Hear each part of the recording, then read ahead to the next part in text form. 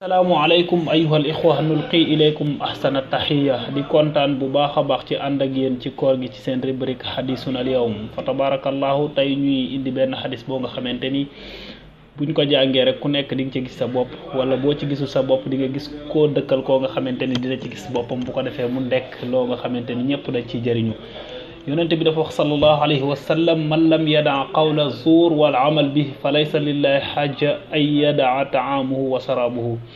mu ni képp koo nga xamante ni bàyyi woo wax ju bon ak di ko jëfe, jarul ngay bàyyi sa lekk gi bàyyi sa naan gi. maanaam yaa ngi woor te fa tabarakallahu ahsanal xaaliqiin, yaa ngi ci deri nit ñi, yaa ngi saaga, yaa ngi koy jëfe fa tabarakallahu.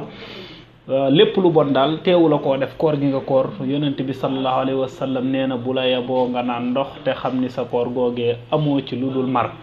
kon nag muy lu ñuy gis bu baax a baax ci suñu société bi. nga dëkk ak nit nga xamante ni day koor, waaye koor du ko tee jëw, koor du ko tee carte, koor du ko tee fen, koor du ko tee def lépp loo nga xamante ni mi ngi ko doon def ci bu nekkul ci koor. kon loolu lu jar a maytu la.